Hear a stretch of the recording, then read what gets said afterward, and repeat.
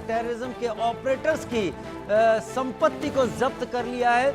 आतंकवादी ओवैस फिरोज की संपत्ति यहां पर जब्त कर ली गई है, जो लगातार जम्मू कश्मीर में अब हो रहा है। कम से कम पहलगाम हमले के बाद इस पर कार्रवाई बहुत तेज हो रही है कि अगर आप वहां पर बैठे हैं, जो हाइडआउट्स मिले टेररिस्ट के, उनके हाइडआउट्स में इंडियन के गैस सिलेंडर आखिर उस पहाड़ी के हाइडआउट्स पर कैसे पहुंच गए।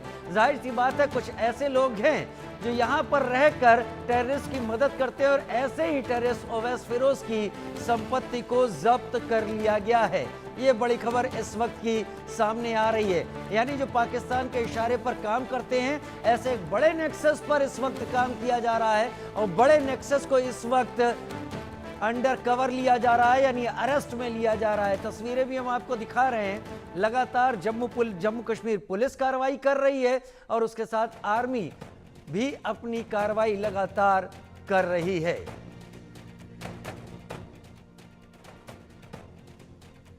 जम्मू कश्मीर में आतंकवाद पर करारा प्रहार लगातार जारी है। जो लोग आतंकवाद के समर्थक हैं, जो आतंकवाद को सहारा देते हैं, जो आतंकवाद को खाद पानी और पैसा देते हैं, जो आतंकवाद को मदद मुहैया कराते हैं, अब उनकी संपत्ति को भी जब्त करना शुरू कर दिया गया है। क्यों?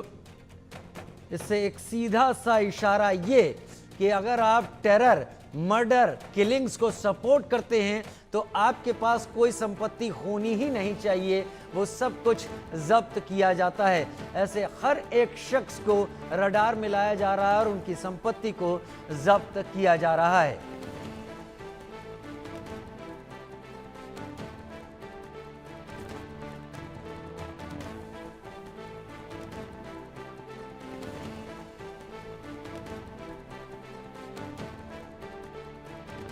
जम्मू कश्मीर में आतंकवाद पर करारा प्रहार लगातार जारी है। ओवैस फिरोज की संपत्ति जब्त कर ली गई है। कुल 3 टेरर के ऑपरेटर्स की संपत्ति जब्त हुई है।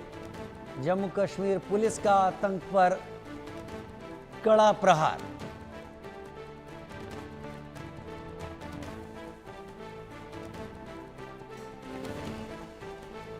आतंकी ओवैस फिरोज की संपत्ति जब्त। बहुत जल्दी हमारे संवाददाता हमारे साथ जुड़ने वाले हैं, उनसे विस्तार के साथ और जानकारी लेंगे।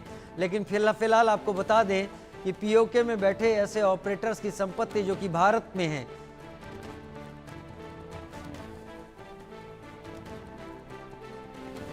संपत्ति को जब्त कर लिया गया है ओवैस फिरोज की। सोहेल काज़मी मेरे साथ है। सोहेल काज़मी, अपनी बात पूरी कीजिए।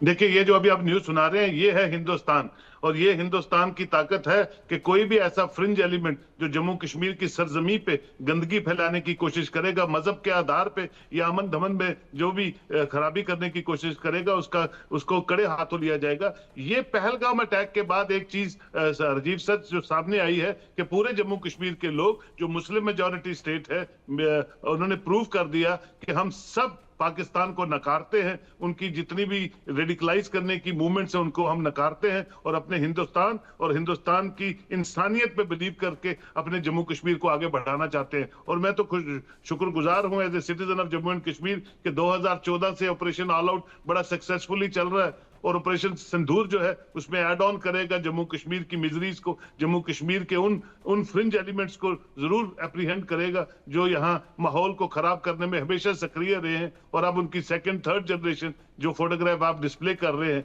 वो यहाँ पे ऐश करते रहे और खाते पीते रहे, पैसा वो पाकिस्तान से लेते रहे और गुमराह यहाँ के लोगों को करते रहे। तो ये एक्शन प्लान है भारत का, और भारत की आवाम जो है 140 करोड़ वो बिल्कुल मोदी जी के साथ है जहां तक टेररिज्म का सवाल है। और terrorist is a terrorist, is not a Muslim, Hindu और सरदार। जो भी जहां मिलता है उसको बिल्कुल वही दफना दिया जाए, वही खत्म कर दिया जाए। ये एक लोगों की जो है उम्मीदें हैं अपने प्रधानमंत्री से और जम्मू कश्मीर के लोगों को। इस पे पूरा भरोसा है कि ये जरूर इस पे और एक्शन स्ट्रिक्ट होंगे।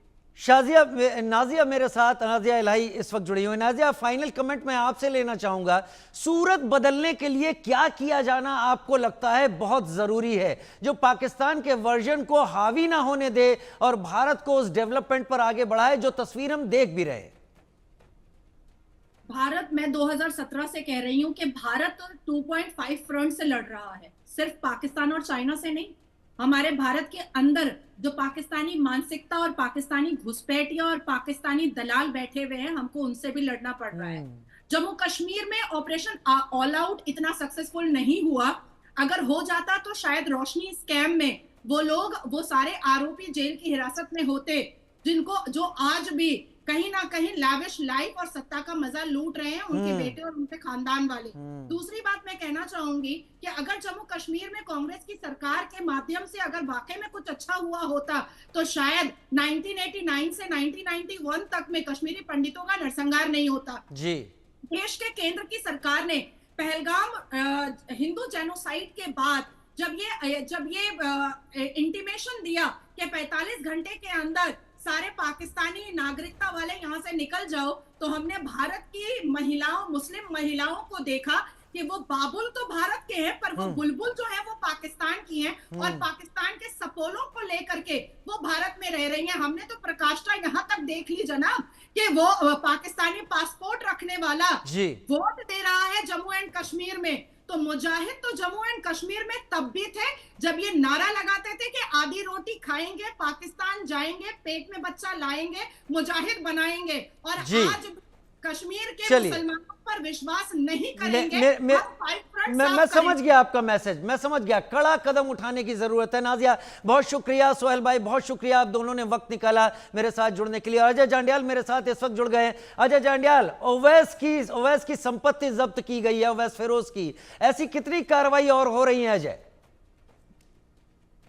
देखिए राजीव, मैं आपको बता दूं, जो ताजा जानकारी है उसके मुताबिक जम्मू कश्मीर पुलिस ने एक्शन में आते हुए आतंकियों की 3 संपत्तियां जो है वो जब्त की हैं। दरअसल ये वो लोग हैं जो लगातार जम्मू कश्मीर में आम लोगों के लिए एक खतरा है, और सुरक्षा बलों की टीमें लगातार इस चीज को सुनिश्चित कर रही हैं कि टेरर लिंक में से जुड़ा हुआ कोई भी मामला हो उसमें कोई कोताही नहीं बरती जाएगी। और इसमें भी जब सुरक्षा बलों को जानकारी मिली कि ये जो ये आतंकी हैं, इनकी जो संपत्तियां हैं इस इलाके में है, तो एक मुहिम जो चल रही है जम्मू कश्मीर में आतंक के खिलाफ, उसी पे एक बड़ी कार्रवाई करते हुए अब कुल 3 संपत्तियां जो हैं आज जो है वो जब्त की गई हैं, और ये सिलसिला आगे भी जारी रहेगा। टेरर इंफ्रास्ट्रक्चर, टेरर नेटवर्क को उखाड़ फेंकने की कवायद जो शुरू हुई है उसको पूरे तरीके से इंप्लीमेंट करने के लिए जम्मू कश्मीर पुलिस और अन्य सुरक्षा एजेंसियां लगी हुई हैं। बहुत शुक्रिया अजय जांडियाल इस जानकारी के साथ हमारे साथ जुड़ने के लिए। आपका एक छोटा सा ब्रेक ले रहे हैं, जल्द